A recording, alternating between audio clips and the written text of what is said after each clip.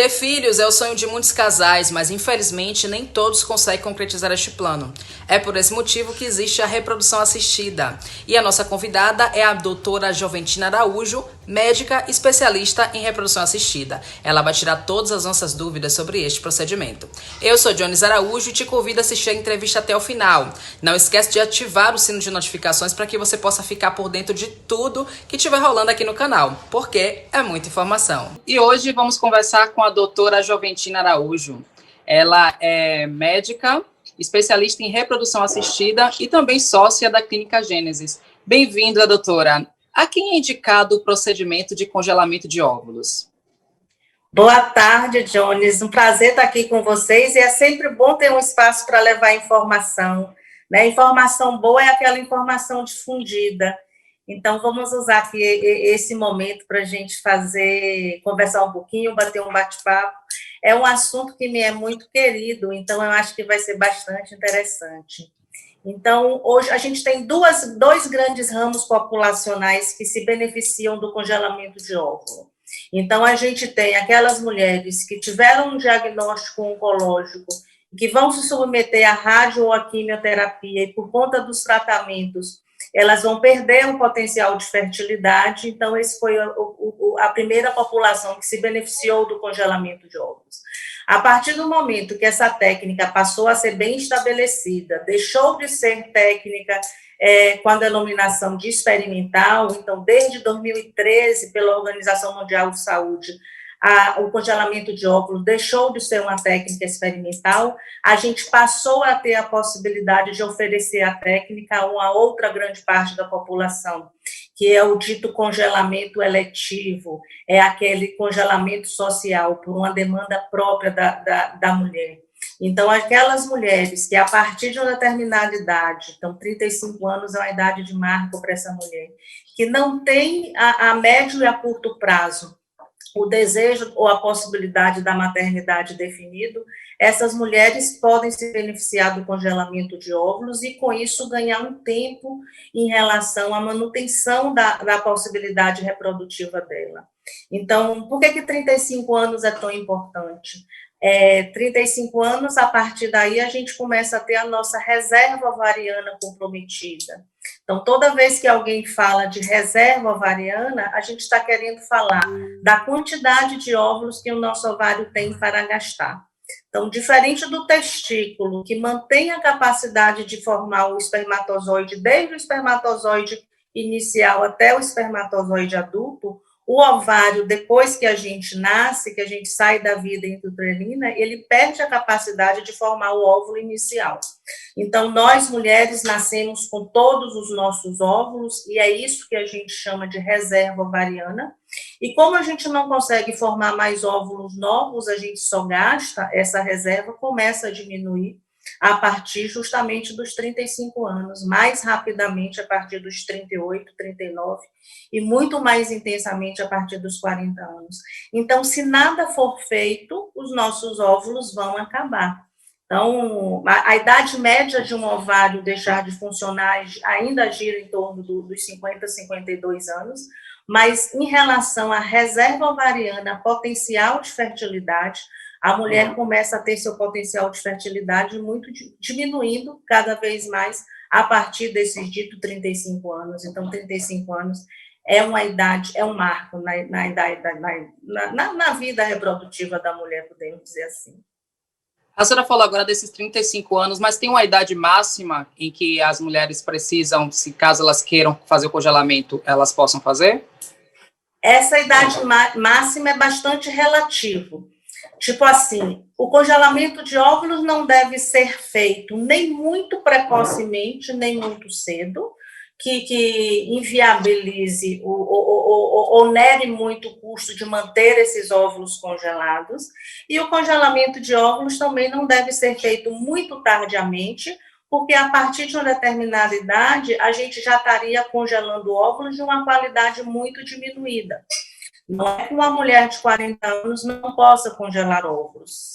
Se aos 40 ainda não tiver o momento da maternidade, o ideal é que ela congele, ela pode congelar, mas ela já vai estar congelando ovos com menos qualidade do que se ela tivesse feito o processo aos 35 anos. Então, se você me perguntar que idade, não tem uma idade máxima, e tudo vai estar na dependência da avaliação de a quanto anda essa reserva ovariana, se o ovário ainda tem óvulos, ainda produz óvulos, e que qualidade esses óvulos vão ter, para que justifique o congelamento, ou seja, para que quando eu utilizar esses óvulos que eu congelei, isso reverta ainda numa boa chance da gente engravidar com nossos ovinhos próprios. Essa é a grande questão da idade. Então, é uma balança, a gente sempre tem que avaliar reserva ovariana, quantidade de óvulos e qualidade dos óvulos, e isso está diretamente relacionado à idade. O congelamento em si, ele não diminui a qualidade desse óvulo, mas o que a gente tem que ter em mente é que qualidade de óvulo eu tenho para congelar, e é aí que a idade entra. Entendi. E esse procedimento, a contraindicação? Contraindicações formais, não. A primeira coisa é no que diz respeito a um congelamento social, a gente vai sempre estar trabalhando com mulheres jovens e consequentemente, com mais saúde. Esse procedimento inclui a utilização de algumas medicações hormonais que vão atuar a nível de ovário, estimulando esse ovário a desenvolver multifolículos, a ovular um pouco mais. Ele vai ter alguma ação a nível de útero, de endométrio, que é a camada funcional do útero que se prepara a cada mês para receber a possibilidade de uma gravidez. Algumas mulheres têm receptores hormonais, dos hormônios que a gente utiliza para induzir a ovulação em mama. Então, algumas mulheres, no decorrer do processo, podem sentir as mamas mais sensíveis, mais doloridas. Isso acontece em algumas mulheres em cada período pré-menstrual. Então, quando você fala em contraindicação, só se a gente estivesse diante de uma contraindicação formal para que impossibilitasse a gente de utilizar as medicações indutoras de ovulação. Então, hoje em dia é muito difícil a gente dizer que tem um grupo específico que não pode fazer, mas sempre é importante que a gente avalie condição de saúde, e às vezes a gente existem vários protocolos de indução de ovulação, e existem sempre protocolos que podem se adaptar àquela mulher ou outra. Por exemplo, antes, se a gente tinha muita preocupação em induzir ovulação de mulheres com diagnóstico de câncer de mama, mas foi justamente esta população que se beneficia do congelamento. Então, hoje em dia, cada vez mais a gente tem diagnósticos bastante precoces em mulheres muito jovens de câncer de mama, e essas mulheres, antes de iniciar a quimioterapia, elas se beneficiam da indução de ovulação e do congelamento de óvulo, mesmo às vezes para aqueles cânceres que têm receptores hormonais. Por quê? Porque a gente tem protocolos específicos que possibilitam a gente induzir a ovulação naquela mulher. A outra grande preocupação são mulheres que tiveram histórico de eventos tromboembólicos, que tiveram alguma trombose. Esse era um outro grupo que a gente se preocupava muito de ser mais difícil ou de talvez não ser indicado a gente usar o indutor de ovulação. Mas hoje, com o uso dos anticoagulantes, com anticoagulação prévia, às vezes, até em mulheres que tiveram um evento tromboembólico passado, elas podem se beneficiar. E sempre aquela coisa de uma equipe multidisciplinar, de pedir uma consulta com um mastologista, com um profissional da área da hematologia. Então, a gente trabalha muito em conjunto e é difícil a gente dizer que não pode, né? O importante é a gente saber quais são as indicações e quais são os cuidados e os protocolos que a gente tem que usar em cada grupo populacional desse. Eu queria, doutora, que a senhora me explicasse bem didaticamente como é que funciona esse congelamento de óvulos e quais são os percentuais de sucesso nesse procedimento. Bom, as várias etapas de um congelamento de óvulos, né? Então, normalmente, num ciclo natural, a mulher forma um folículo, libera um óvulo por mês no período da ovulação.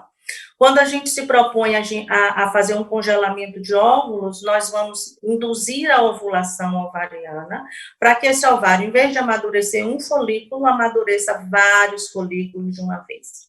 Então, a gente utiliza medicações hormonais para isso, a gente monitoriza a resposta do ovário às medicações indutoras da ovulação, utilizando o ultrassom endovaginal, que vai estar mostrando para a gente como que o ovário está respondendo à indução da ovulação, quantos folículos estão crescendo, qual o tamanho deles. Às vezes, algumas dosagens hormonais, exames de sangue, são acoplados a essa monitorização. Então, a partir do momento que o ovário vai respondendo, os ovários vão aumentando de volume, vão crescendo, vão ficando pesados e vão se acomodando na baixa pelve. Quando os exames estiverem mostrando que a gente está periovulatória, perto de ovular, a gente não deixa que essa mulher ovule, porque a gente quer justamente aspirar esse ovário para captar os óvulos. A aspiração ovariana para a captação dos óvulos é uma parte cirúrgica do nosso tratamento, mas é um procedimento cirúrgico de baixa complexidade e é feito sob sedação anestésica. A sedação anestésica é um dos planos mais superficiais dos planos anestésicos. A gente passa por uma consulta pré-anestésica antes. E como é que a gente acessa o ovário para captar os óvulos? O próprio ultrassom vaginal que as mulheres fazem corriqueiramente para fazer os diagnósticos, a gente acopla essa sonda intravaginal que entra na vagina, uma agulha, que é ligada a um aspirador, uma bomba aspiradora, e visualizando o ovário pelo ultrassom, a gente já consegue acessar cada folículo desse que a gente estiver visualizando e tiver acesso.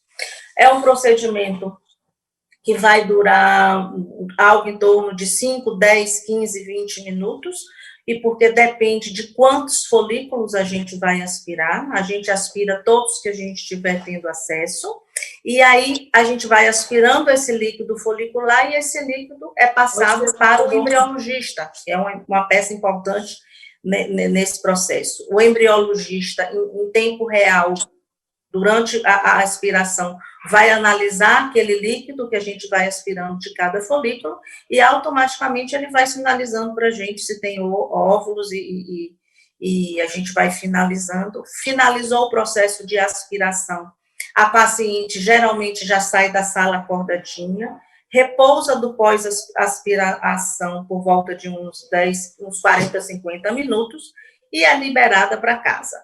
Esses ovinhos vão ser, então, mantidos na estufa até chegar a hora do congelamento, que é em torno de 2 horas depois da aspiração, e nós congelamos todos os ovinhos que tiverem qualidade para congelar, todos os ovinhos que vierem maduros. Então, a gente fecha aí um processo. Agora, quantas vezes uma mulher que se propõe a congelar óvulos para preservar a fertilidade vai fazer, depende muito de quantos ovinhos a gente conseguir em cada processo de indução de ovulação e aspiração. Se a gente está congelando óvulos para um procedimento eletivo, estou congelando meus óvulos para postergar a possibilidade de lá adiante eu ter filhos com meus ovinhos próprios, é interessante que a gente repita esse processo por 2, 3 vezes, para a gente ter um pool de óvulos que vai configurar o nosso banco de óvulos próprios. Se a gente está congelando por conta de um diagnóstico oncológico, e às vezes a gente só tem a chance de fazer isso uma vez ou 2 vezes, antes que ela dispare o processo da rádio ou da quimioterapia que ela precisa. Então, quando a gente imagina congelar óvulos, a gente imagina congelar óvulos para um uso futuro, né? Então, quando a gente se propõe a congelar óvulos, o interessante é que a gente congele sem pensar se a gente vai utilizá-los ou não, porque às vezes a gente congela e se a gente, daqui a 2, 3 anos, é aquela coisa, né, em 20 minutos tudo muda, então é difícil a gente imaginar fazer uma previsão, o que é que vai acontecer daqui a um ano. Então, congelo meus óvulos eletivamente, porque eu quero preservar meu potencial de fertilidade, mas se aqui a 1 ou 2 anos o desejo de maternidade aflorar, a possibilidade de ser mãe acontecer, num primeiro momento a gente vai tentar viabilizar essa gravidez espontaneamente, sem tratamento médico, normal. Quando que eu vou usar os meus ovinhos? Quando eu vou precisar utilizar meus óvulos? Quando o desejo da maternidade só aconteça, quando os meus ovários ou não estejam produzindo mais óvulos, ou quando meus ovários estejam produzindo óvulos com uma qualidade menor do que aqueles óvulos que eu tenha congelado. Vou utilizar meus ovinhos quando a chance de eu engravidar for maior com os óvulos que eu congelei numa idade mais jovem do que os óvulos que, porventura, meu ovário ainda esteja produzindo. Doutora, quais são os percentuais de sucesso nesse procedimento de congelamento de óvulos e até qual idade a mulher pode engravidar através do procedimento da reprodução assistida? Bom, duas coisas aí. Hoje em dia, o índice de gravidez com óvulos frescos e óvulos congelados são muito semelhantes. Então, quando você me pergunta assim, qual o sucesso dessa técnica, a gente tem que fracionar essa ideia de sucesso, né? Então, a partir do momento que eu congelei meus óvulos, porque eu tive um diagnóstico de saúde desfavorável e vou fazer um tratamento que vai interferir na minha fertilidade, e eu tenho a possibilidade de congelar meus óvulos, eu tive sucesso na minha preservação, né? Então, a gente tem que compartimentalizar isso. Se você pensa em sucesso no sentido de ter filhote em casa, advindo desses óvulos que eu congelei, isso aí é mais futuro, né? Então, os óvulos congelados, eles vão me dar a possibilidade de eu engravidar com os meus gametas próprios lá adiante. Se você me pergunta quantos ovinhos eu tenho que ter congelados para que isso me assegure a possibilidade de ter um filho, esta aí já é uma pergunta muito mais difícil, né? Porque vai depender muito que qualidade de óvulos eu tinha quando eu congelei, quantos óvulos eu consegui congelar. Para utilizar esses óvulos, a única forma que a gente tem de utilizar esses ovinhos congelados é com a técnica da fertilização in vitro. Então, a gente vai para a nossa segunda etapa de tratamento. Então, eu tenho X óvulos congelados, vou ter que utilizá-los. Eles são congelados não todos juntos, eles são alicotados. E a gente consegue congelar juntos até no máximo 6 ovinhos. Então, digamos que a gente consegue 12 ovinhos numa primeira aspiração, eu vou ter 2 alíquotas de 6 ovinhos cada. Quando eu vier quando eu vier a precisar utilizá-los, não necessariamente eu preciso descongelar todos de uma vez só. Então, eu descongelo os primeiros 6, e a gente vai ver quantos ovinhos recuperaram bem do congelamento. Hoje, com as técnicas que a gente tem, que é a técnica de vitrificação, que é uma técnica de congelamento ultra rápido, se perde muito pouco óvulo, se perde muito pouco embrião no processo de descongelamento. Então, todos os óvulos que recuperam do congelamento, a gente vai fertilizar in vitro. Como o óvulo está no laboratório, eu tenho que fertilizar ele no laboratório. Então, para cada óvulo que eu tiver, um espermatozoide injetado dentro do óvulo. Aí, no dia seguinte, a gente vai checar para ver quantos ovinhos fertilizaram. Mais um dia para a gente ver quantos dividiram, viraram em embrião. E aí, a gente chega na janela de transferência. Então, essa mulher vai ter seu endométrio, seu útero preparado para receber esse embriãozinho. Máximo de embriãozinho que a gente transfere depende muito de que idade eu tinha quando eu congelei meus óvulos. Então, até 35 anos, no máximo 2. Entre 36 e 39 já pode transferir 3, não necessariamente precisa, e 4, que é o máximo de embriões, só a partir dos 40 anos. E por que isso? Porque quanto mais a idade da mulher vai aumentando, mais difícil vai ficando da gente engravidar. E quando a gente fala idade, é idade de óvulo. Se eu congelei meus óvulos aos 36, e volto para engravidar aos 47, o máximo de óvulos que eu vou, de embriões que eu vou transferir são 2, porque eu vou estar tendo a chance de engravidar com óvulos de quando eu tinha 36 anos. Isso vai repercutir para essa mulher uma excelente chance dela engravidar ainda com o ovinho dela.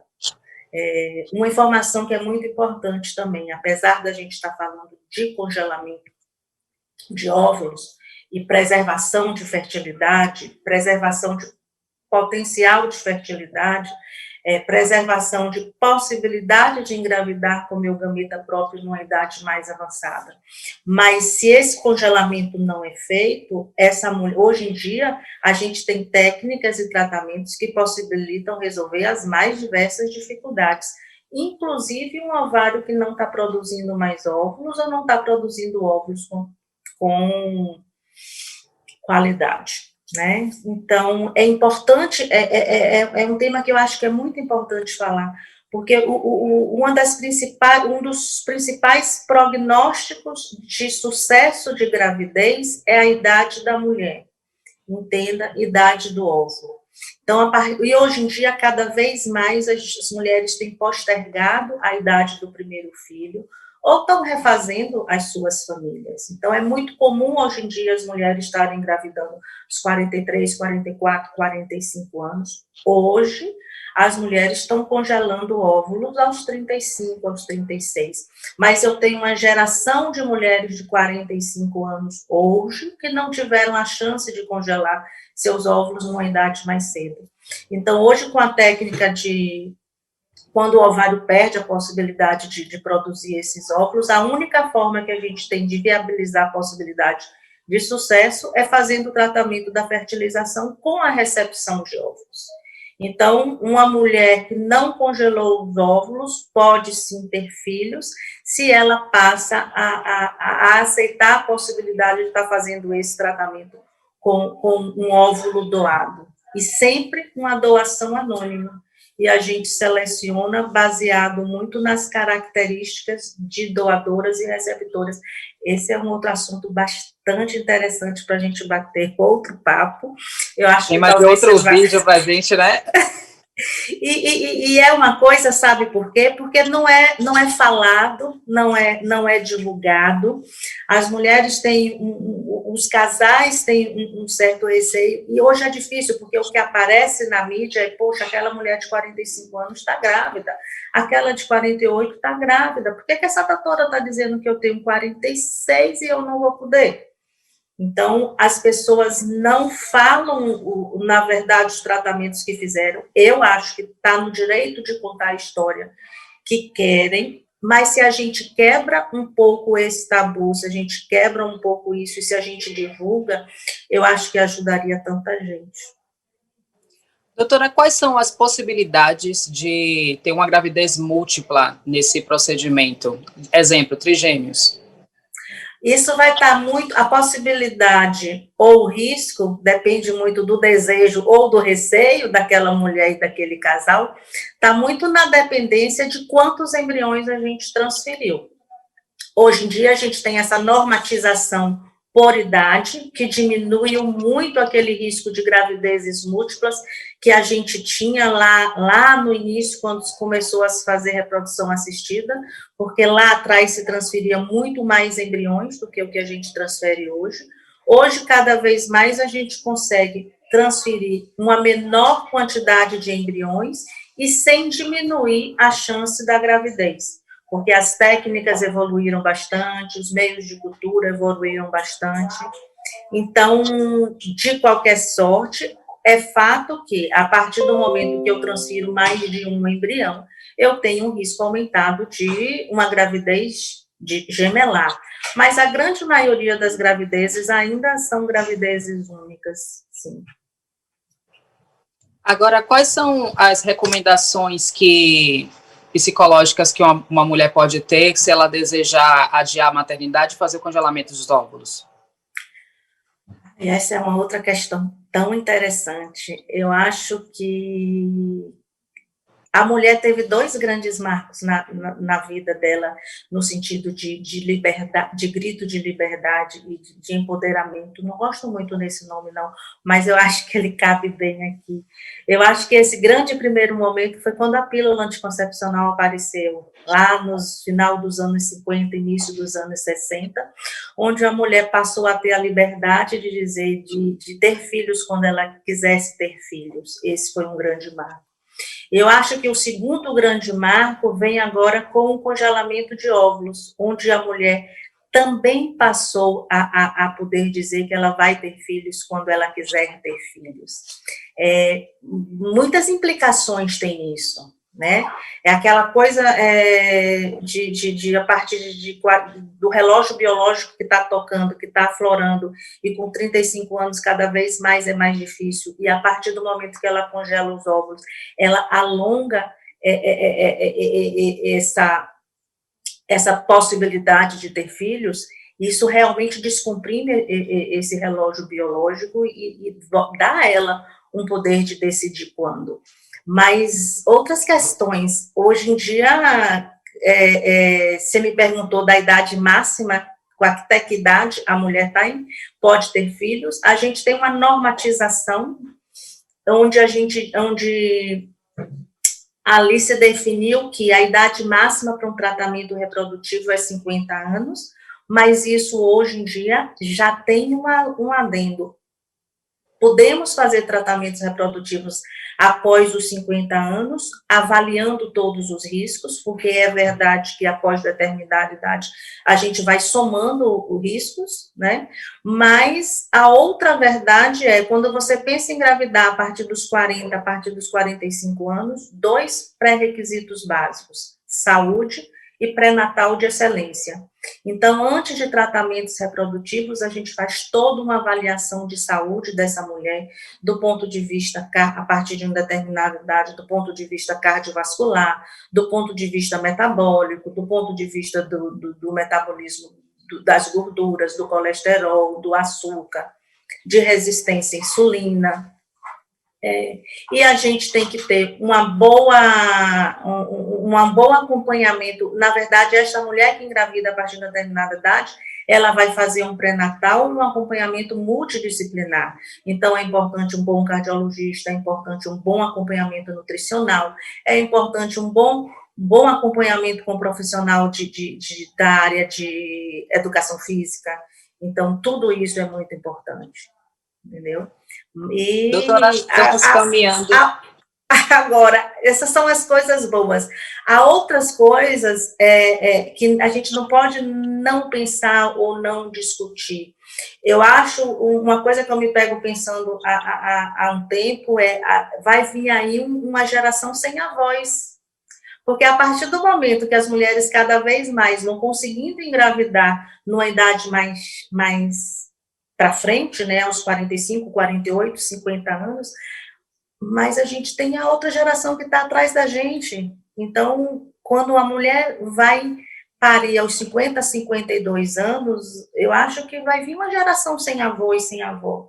Aí, apesar de que tudo isso começou a partir do momento que a gente conseguiu se manter mais longevo. Então, já se fala hoje que já se sabe hoje, que as pessoas que vão viver mais de 100 anos já estão aqui entre nós, né, na construção da saúde, na manutenção da saúde, de bom sono, boa alimentação, amigos, atividade física.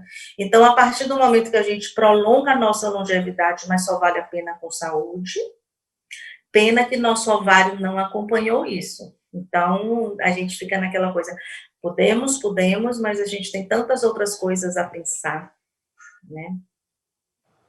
Chegamos uma coisa que eu acho bastante interessante a gente, quando a gente faz muito tratamento com recepção de óvulo, e quando a gente faz, qual é a indicação de fazer um tratamento com recepção de óvulo? É aquelas mulheres que os ovários já pararam de funcionar, na idade fisiológica, ou às vezes precocemente, quando a gente está diante de uma falência ovariana prematura.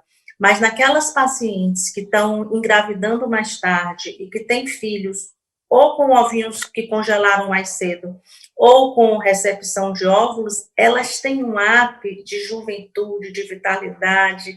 Eu acho que aflora aquela sensação de eu vou ser responsável por serzinho pequeno e eu preciso estar aqui para cuidar, para dar amor, para ensinar, até que essa pessoa seja um indivíduo adulto e que consiga caminhar sozinho.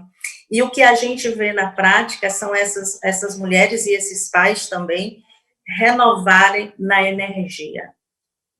Então, é bem interessante isso. Muito interessante. Doutora, o papo está excelente, só que a gente está caminhando para o final da nossa entrevista, nós só temos 8 minutos, e aí eu queria que a senhora deixasse uma mensagem para a gente possa finalizar essa entrevista da melhor maneira possível. É difícil falar, e foi o que eu te falei, a conversa vai ser boa, porque é um assunto palpitante.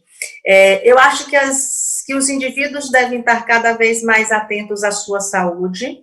É importante a gente manter qualidade de vida e entenda a saúde como um todo, uma saúde emocional, uma saúde fisiológica, uma saúde nutricional.